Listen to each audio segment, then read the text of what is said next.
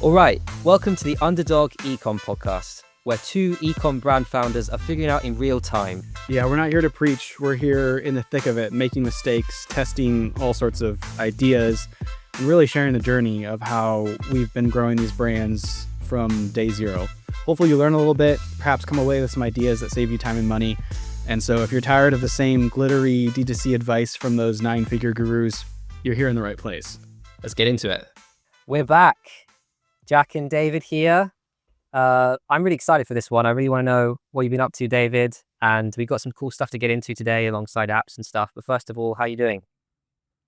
Good. I think surfacing after a hurricane of all the things happening, getting more sleep, I think I've solved for now. I don't think it's solved for now. Put off maybe, or improved the financial cash flow situations that I've been in with the brand. Lots of happenings there. Summer's hitting, so things are starting to pick up. I'm seeing some more wholesale interest, which is nice. And I'm excited for a lot of things that I've got in the pipeline. And I think I mentioned this last time. I feel like I'm sitting on a gold mine in some ways. Who knows if it's real gold or fake gold? We shall find out.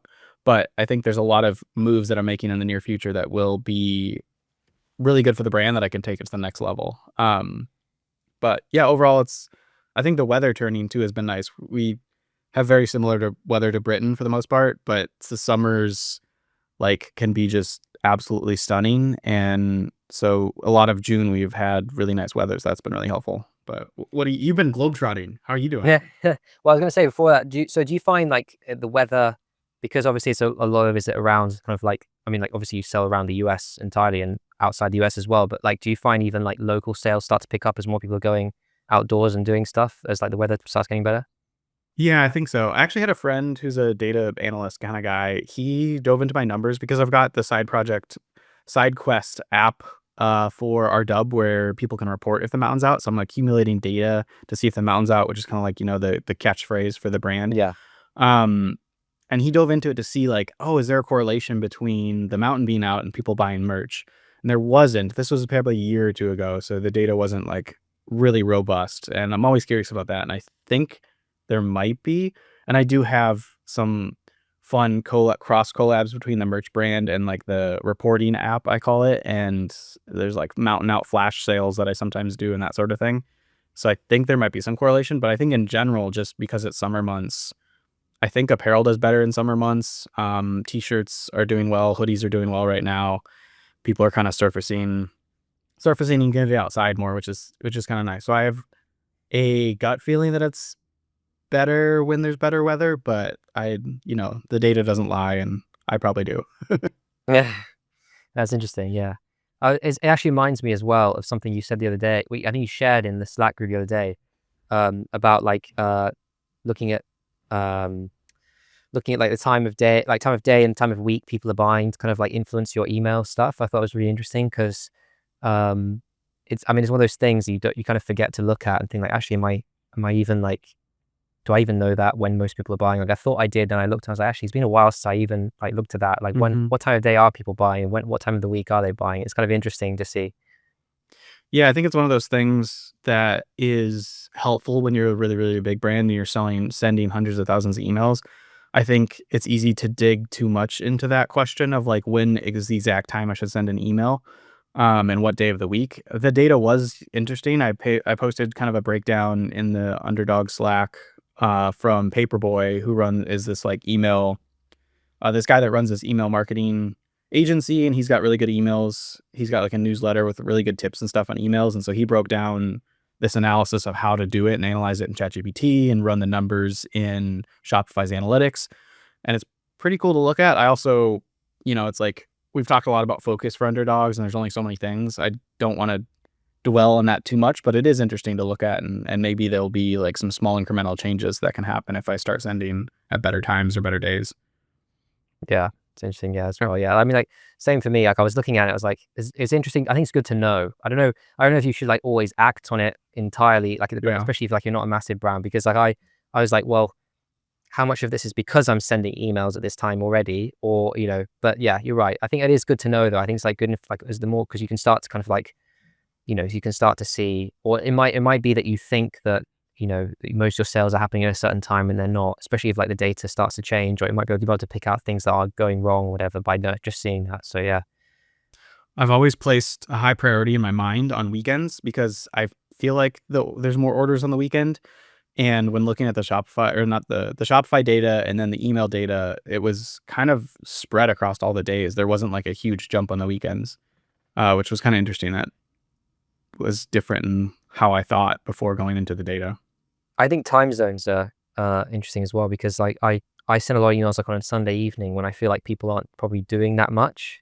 And I was like, yeah, but why all my sales on a Monday morning? I was like, why Monday doesn't sound like the time people, but I think also it's to do with the time difference, because like the email arrives on a Sunday evening in the US. Because if you send like send a local recipient's time or something in Klaviyo, and then that's five, like depending on where the time zone is in the US, it's anywhere from 5 to 8, 9 hours ahead. So it might seem like Monday morning. It's actually Sunday night still in the US. So in Shopify, it's telling me it's Monday morning, but actually it's Sunday. Mm-hmm.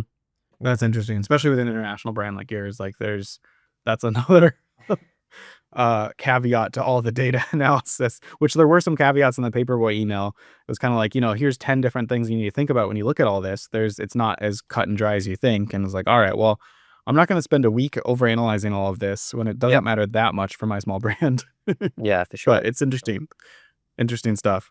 I want to say that with the cash flow stuff, I feel like I've had like just like weight lifted off of my chest, because I paid off the Wayflyer loan. I took a line of credit from a local bank, which was amazing. And the Wayflyer was taking 20% of my daily sales. And I just feel like I can breathe now as a brand and start to really focus on basically like building up cash reserves and paying off the loans when they get to maturity and stuff. And so that's been super freeing. I still feel like Facebook ads are a struggle and they're borderline profitable. But I think that there's also an overemphasis on Facebook ads, and I'm trying to work more on the content engine, work more on like overall brand marketing. And I think that will help elevate the Facebook ads themselves. But that cash flow pinch was so tough. And I feel like I've came out of it and I've learned so many things and so many things to pay attention to going forward.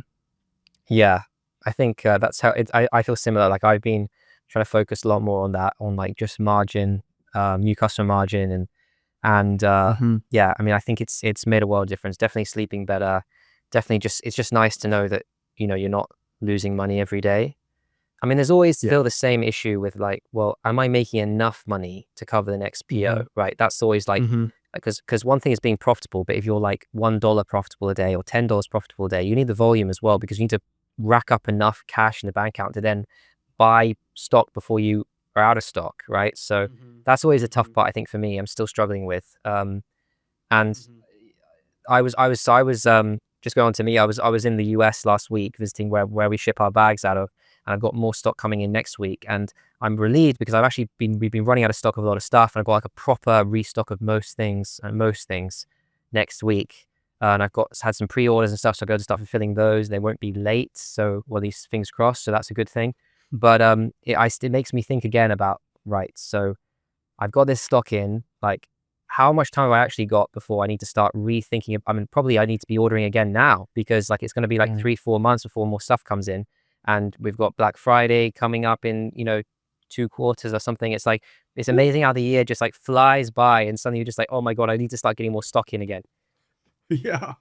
Oh, start. Here it is. Start your BFCM right now. Oh my god. It is crazy with like production lead times and everything.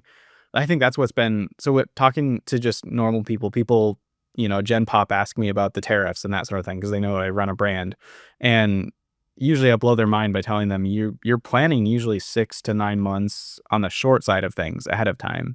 I talked to REI and their designers are designing products that will launch in a year and a half.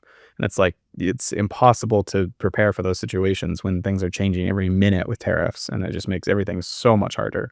Yeah. But yeah, it is like, we got a couple months, you gotta load up the POs or whatever, like properly forecast. You don't want overstock. You don't want understock. Well, understock's on the better side of things. But it's I'm, interesting you say that.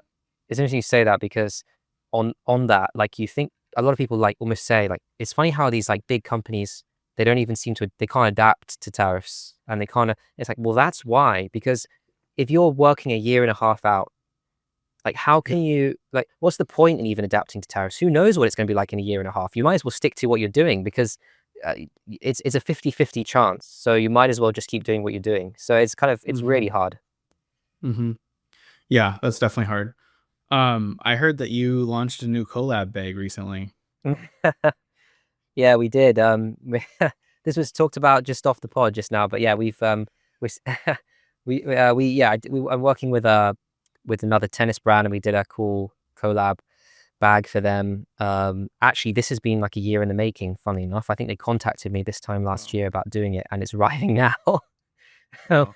Not sure what, Yeah. if that says very many good things about me or what, but it's taken this long. But yeah, so they actually they've been great. So they've kind of given me the free rein to kind of, I mean, they had some things on like more colorways design and stuff like that, but they've given uh us free rein on kind of what we wanted to do, and it ended up launching our own bag out of it. So we kind of, the design and stuff, we went into kind of designing it for them, kind of, we made our own version.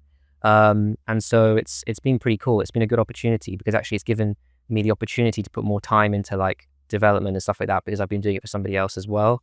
And then I made sure, obviously, we're like protected and stuff, in the sense that like the designs still belong to us and everything. But it's Mm-hmm. been a really fun thing. And I was actually out in October time, when I was visiting our factory, and they actually came out, and like when I was there, and I introduced them to the factory, like they saw the bags, like the design stuff and bags being made and stuff like that. It was really cool.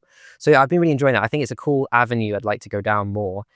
It's a tough one, like how to understand how to grow it, because they just kind of reached out to me through a mutual Mm-hmm. contact, and then like it kind of worked out. You know, I also get people reaching out to me where it fizzles into absolutely nothing. So um, it's one of those things that's really cool, and I'd like to do it more. And I think collab things are more. I think building up a portfolio probably helps, like showing what you've done for other brands. But I think corporate stuff like that would be a nice thing for us to do. But I think it is one of those things like where it's hard to get going with it, because until you kind of have people you're doing it for, like, no one, it's hard to kind of just show what you're capable of, I guess. Yeah, I've actually been, it's funny because we were talking about this before the pod and stuff, and I've been smack dab in the middle of thinking through custom merch a lot recently, and even designed out like a limited drop with another organization, and talking to a few other people about small limited drops. And I love designing merch, and so in products, so that's like, it taps right into that love that I like doing. Uh the I think, wow, totally lost my train of thought. Um, Shout out to my baby for getting up at 4:50 this morning. So I'm running on no caffeine yet today for me, so this is good. It's a brain teaser. Um, yeah, custom products. So the bag is really interesting, and I think it helps just like cross promote and provide like extra exposure. You're right about like it's hard to get start. It's like chicken versus egg in some ways. Yeah. But what I've found is it's similar to the advice that designers sometimes get, or professionals sometimes get, in terms of building your portfolio. Like, you can do stuff and it doesn't have to be real, and you can put that in your portfolio, and you can be like, "Hey, I designed this custom jacket for the Red Cross, and ultimately it wasn't like a real jacket we made, but here's the mock-ups." And like, you could almost make like a one-off sample perhaps, and like take pictures of it and stuff, and that could be in that portfolio of custom products that you can do. Jacket, just because I love jackets, but yeah, granted, for you it'd be like a bag, like, here's a collab bag with Roger Federer, this is what I would do if Roger Federer came, this is what it looks like. And I think that's like, it's a really interesting avenue, and I'm excited to dig more into custom collabs. The collabs have been on my mind a lot because Howler Bros, which is one of my favorite apparel brands, and Toyota, which is like my favorite car company, released a Howler Bros Land Cruiser collab like a week ago, and Land Cruiser is one of my favorite vehicles. So it pretty much just like was the coolest thing ever for me fanboying over here. And they did it so well, and there was so much like tie in to their brand and the other brand, and it just like, it makes waves. And I think making waves is helpful from an overall brand marketing standpoint. And I want to get more into like the holistic brand marketing type of marketing, and not just like, how can we get more clicks with a 7-day attribution window. And it's like, there's more than that when it comes to marketing. Um, Yeah. the Well, the I collab. think a really Yeah. good example of I think a really good example of this is and more on the brand side of things. I think brand collabs are underutilized as well. but I'm seeing more and more of it. You know, Kith, brand Kith, like Oh the yeah. amount of collabs they Yeah. do, and they're Yeah. always just like incredibly successful. They've done it, and then they've done it on the tennis side with like Wilson and brands like that. Oh They've yeah. done it, and like they've done so well out of that, and I think that's a Hmm. cool thing. I think it is hard with other brands versus like corporate stuff is like there's a clear understanding with other brands. Like if you can make it work, it can do really well. It's just like you have to make sure you're kind of aligned with another brand on how like you know how to do it and how to make cross promote with your audiences and stuff like that. But I think there's a lot of opportunity in Hmm. that sort of stuff. Hmm. Yeah, I was doing yard work this morning actually, feeding my lawn food, and I was listening to an interview with Bill from Baseball Lifestyle 101, which is this like super fast growing brand. They've been around for a little while. Like that's something that people don't think about when they hear these astronomical growth numbers, like 400% year over year. But he is very much in the mindset of like, let's focus on brand marketing overall, get more eyeballs, get more views on content. Like that's where we need to focus, and that's where he has focused. And obviously, it's been hugely successful for him. I linked the video in the Underdog Ecom Slack for people that are in there, so you can check it out. It's a really good interview. It's with the brand fathers. Those guys know marketing super well. And it's like he does a ton of collabs and a ton more in the pipeline. He kind of teased, and he talked about one upcoming with like Monopoly and creating like a Monopoly board in the Wow. Mets, one of the Mets's like sister stadiums or something, I think, and playing Monopoly and just like creating content and like fun experiences and out of box sort of other, I like crazy things like, oh, that's going to be a YouTube title I'd click on kind of thing. Yeah. And not just people overall too. He's like very targeted on his end consumer and his target market and like the people that are in his TAM. Like that's he's doing content and things that like directly cater and serve to those people. And it's like it's super smart. And I think that's like a good area to push into. And he's doing these collabs and stuff that make a ton of sense for the brand. Granted, apparel is like very easy to do collabs, and like it just makes sense. Like that's you mentioned Kith. They're like, they've blown up that space and done so well with all of their collabs. That it's a great path to dig into, I think, for brands that are in that arena. Yeah, and I mean, we're going to talk a little bit about apps in a bit, but like, I think that kind of made me reminded. Like, I think it'd be cool if there was an app out there that really facilitated like collabs between brands. I guess the reason it hasn't is because so much of that stuff happens outside of a Yeah. Shopify storefront, right? I mean, like the emails they send out, the events they might do for the to sort of launch the whatever they've collabed on and all that sort of stuff. And so I guess that's why it hasn't really been done, but yeah, it would be cool to kind of like make an easy way to facilitate it. Yeah, I've tested out a few different apps over the years that have come and gone. I don't even remember the names, but they definitely had that idea of like, hey, join our platform, reach out to other brands that you want to collab with and do cross marketing and cross promoting, that sort of thing. And it's chicken versus egg. Like it's hard. You don't want to join another platform if no one's on there, but no one's going to join there if no one's on there. And I think you're right. Like a lot of these collab ideas are happening in DMs, or it's like text messages, or it's just the more you're out there in your space and the more you know people in the space, like that's where those conversations get kickstarted. Um, yeah, sorry, go ahead. Were you gonna say something?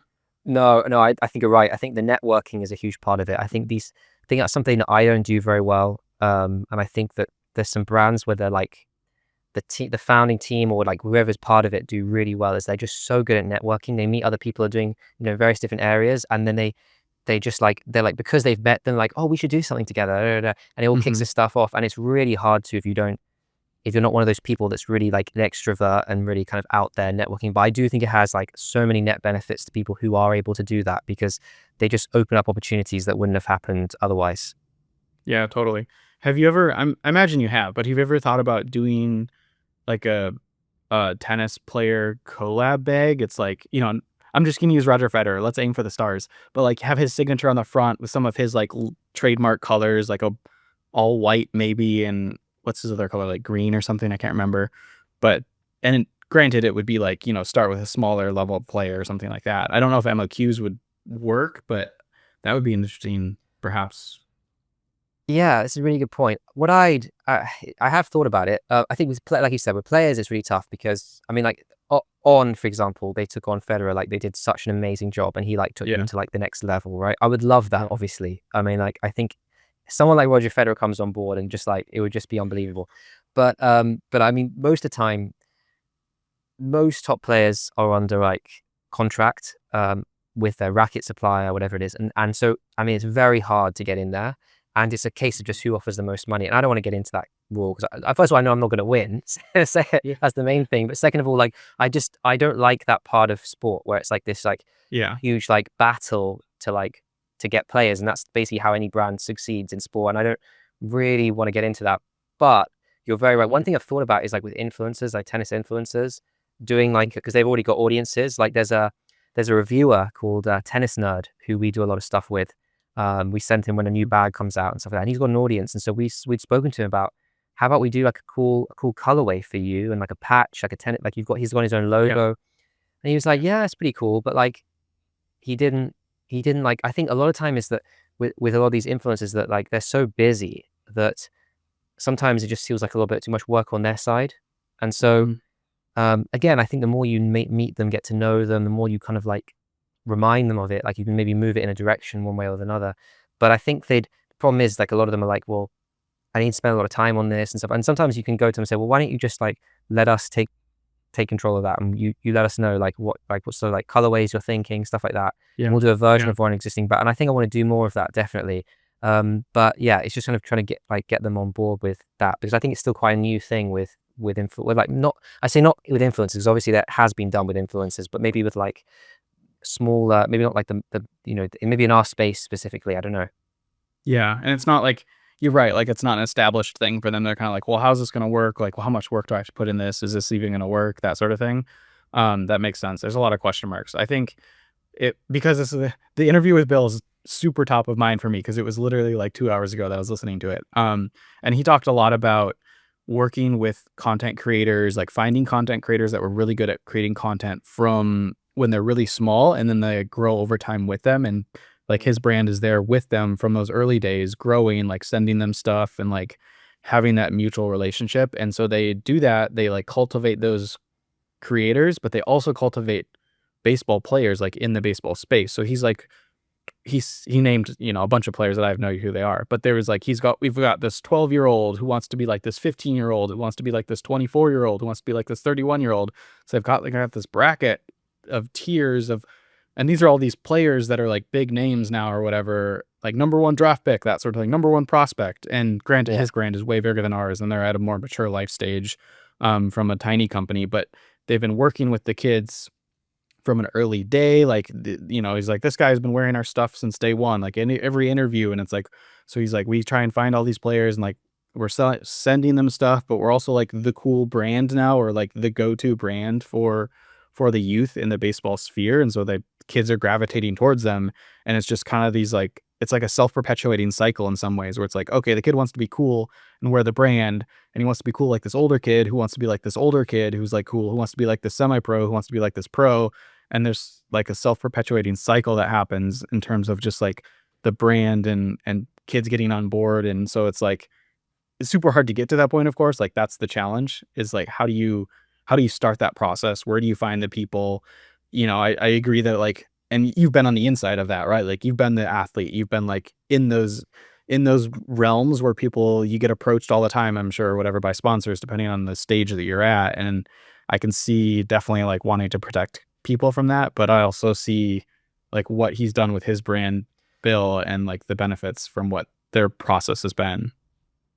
Yeah, absolutely. And I think one thing about kids as well is that they're not like cynical yet about this sort of stuff. So like a brand sends them stuff and they're just like, wow, like this is so cool. This brand is so cool. I'm gonna tell everyone about it. Da, da, da, like that's what kids are like, and it's a good thing in many ways. I mean, not to be like taking advantage of anyone, but like kids are generally like they get very excited about things, right? And so if you can support kids, they're often like that's a good time to do it because Mhm. they're going to tell a lot of people about it, but also they're going to be like quite a bit more loyal. They're going to be interested. I think it's if you support them at a young age, like later on, they're going to have a better, more affinity with you. So I do think, yeah, that makes a lot of sense. Mhm. And I think recognizing the differences in brands and everything like that, like you can't copy and paste one brand strategy to another. Like a t-shirt cogs is way different than one of your bag cogs, but it's Yeah. interesting to stew. Like I'm chewing on a lot of these ideas that he's putting out because the interview was like there was a lot of tactical advice in there and really good tangible examples. I think a lot of times those interviews are kind of just like fluffy, I guess, and just sort of airy and not filled with like actual things. But Bill's always been seems like from the stuff I've heard like very open and able to share things and like actual real things that can really help brands that want to follow in the footsteps or whatever, like do similar things. I know that we've been running a while here talking about collabs. I'm honestly kind of thinking like maybe we save Shopify apps for next time, Yeah. and Yeah. That's absolutely fine. this will be an episode about collabs. And we probably have a couple more minutes to talk through things, I think, about collabs because I think it's it's such an interesting realm, and I think it's also hard. Like we haven't even got into the logistics of it. It's like that's what I've struggled with when it comes to collabs. Like, do you when you're working? Because I've had designers reach out sometimes about collabs, and it's like, what do you do? Like a license agreement with a designer? Like I'm doing all the marketing and promotion. I think in the past I've given them like a bigger cut of revenue or profits than I probably should have. There's that aspect to it. It's like when you do a collab, I'm actually meeting with another brand owner next week, one of the biggest brands in the area here, and about this collab idea that he and I have been talking about for months, maybe even a year or so. And it's like, oh, we should team up and make something together. And it's like, how does that work? What do we do? How do we split profits? How do we split inventory? I don't know. Those are all question marks that I have to figure out. Yeah, that's really interesting. I think maybe that's part of the reason why this stuff doesn't get done as much as it could do because of like basically every agreement is different, I guess. I'm Mhm, thinking about the agreement we did with this brand, and it was very much like they own the bags. We we basically essentially sell them the bags. mhm, We do the design, we'll do all that sort of stuff, and then we have some sort of agreement to cross promote it. But they take the stock, so it was like, mhm, you know, that was theirs, and so it was a bit different. mhm, Whereas like if it's another brand where you're kind of looking to, I mean, they were basically looking for a tennis bag to sell essentially, mhm, and didn't want to go down the route of trying to do it all themselves. When they just bought because this brand just rebranded, and so for that reason, that was how it worked. But I think with other brands, we're maybe more established or whatever, they might be like, well, no, yeah, how do we do this? Do we split the inventory? Especially if one brand is more, let's say a bag brand collabs with an apparel brand and they're making a bag. Well, I mean, like the bag brand's going to put more work in the beginning, right? So I think it is hard to manage that, and I think you definitely need an agreement up front.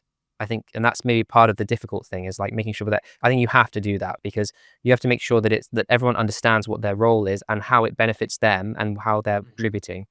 mhm, So I think that's part of it, and I think, but I can imagine this like it could be so good for you because you get to the point where this is like a regular occurrence. You could almost like fund having designers and things, or a designer or something like that, as part of your brand by doing these collabs. And then of course you also get to have this designer doing like awesome stuff for yourself as well. mhm, mhm. Yeah, I think there's definitely some other opportunities there more than just like, let's do a collab together. And there's so many there's like different types of collabs, right? There's like brand collabs and then there's artist collabs and there's creator collabs.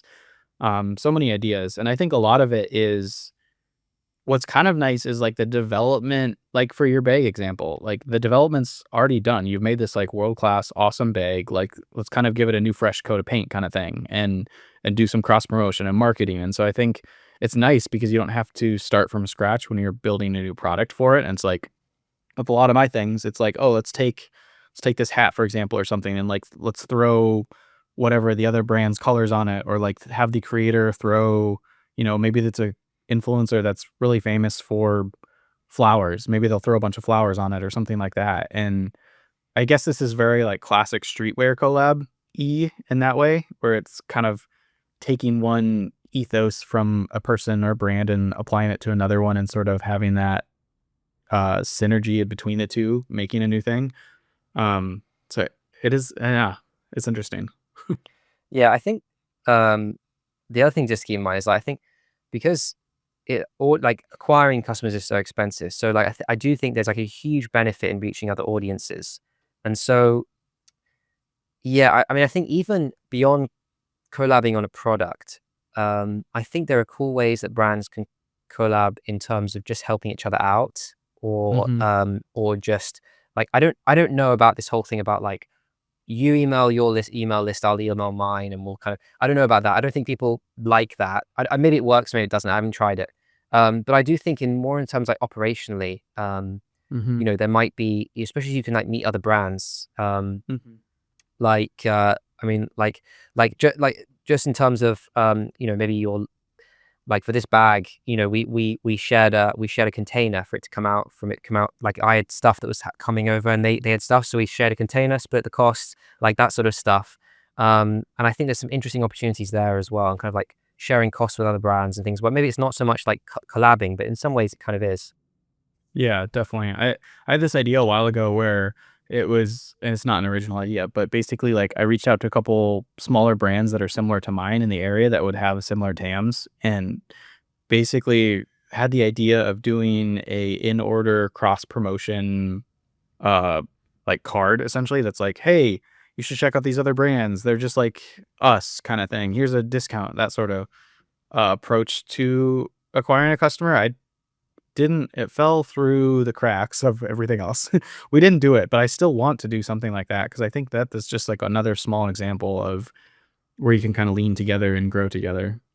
There is a brand on, I'm trying to, like, someone on X, like a big company was talking about this quite a bit, about how they Hmm. sell basically like real estate on like the flyers and stuff. I mean, this has been done before, but like not so much. Like it's like one of those things where like you open a package and it gives you like a wine voucher or something, for like it's more like for D2C brands, and like Huh. and it's like they got like inserts in their thing that's like, it's basically to other brands. I think that's an interesting one. Obviously, like there's other stuff like at checkout. Was it like disco or something that used to?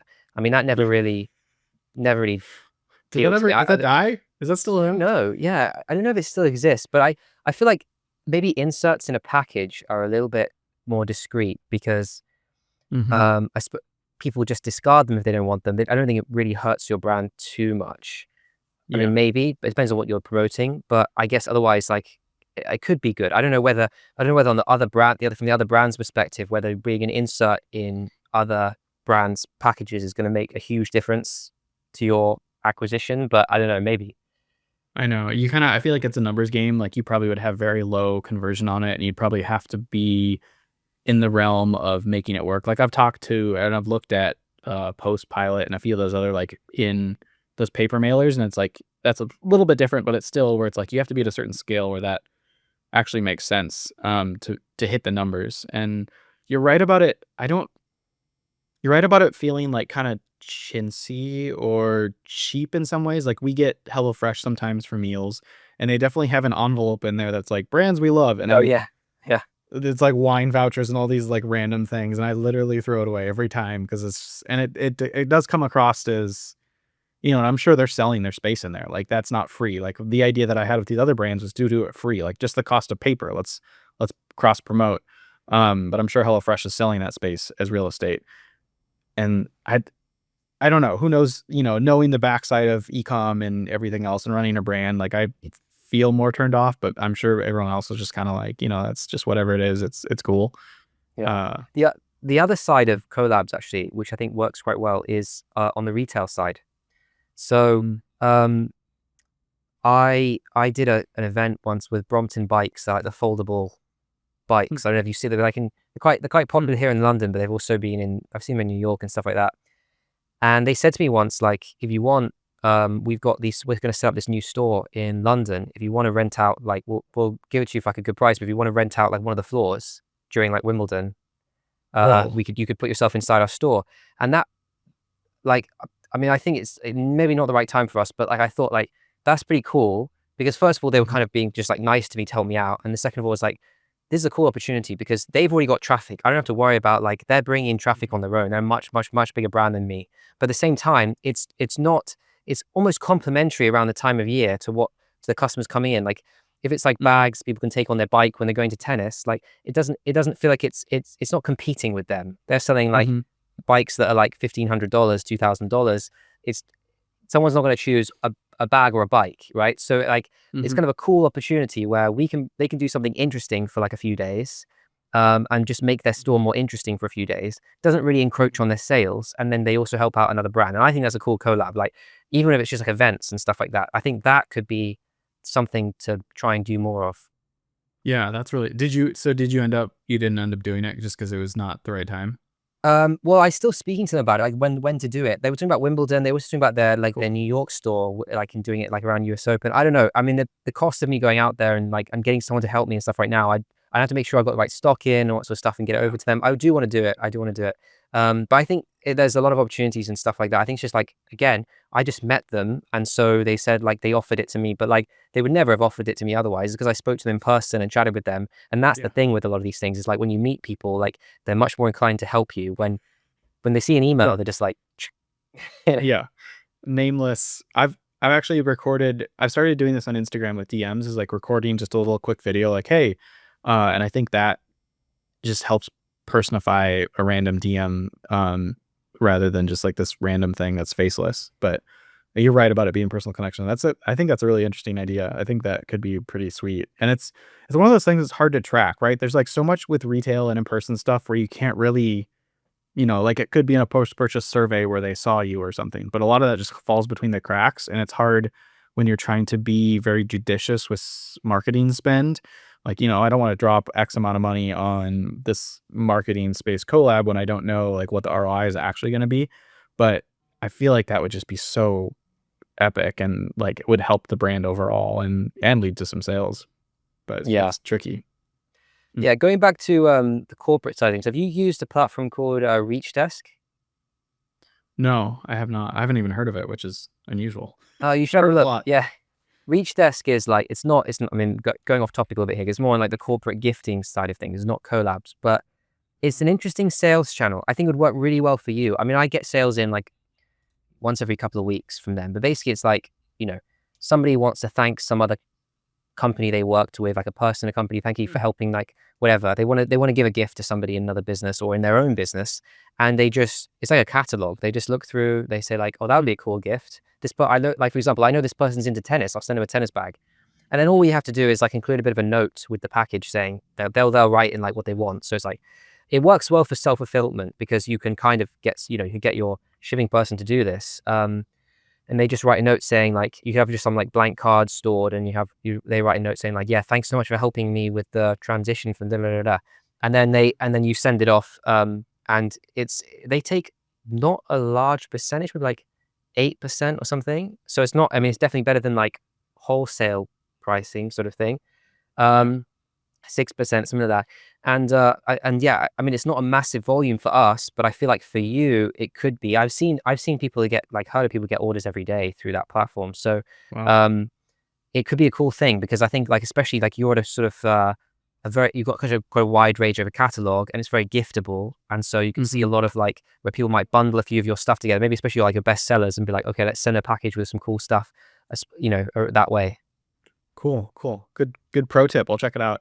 There was a couple of years ago where there was a couple of platforms that popped up during COVID, I think, that were kind of like gifting platforms, but they were specific to my region. It was like Oh, get a gift from a Northwest small business, and I can't remember the names of them now, but it I had tons of sales from it. It was really kind of crazy to see just like the power of this third party platform, and drawing in like new audiences and stuff. Interesting stuff. are they still Around around? it was I'm gonna look them up after the pod because it's gonna drive me crazy if I don't remember who they are, but they were One Love Seattle or something like that, or I don't know. I'm gonna look it up though.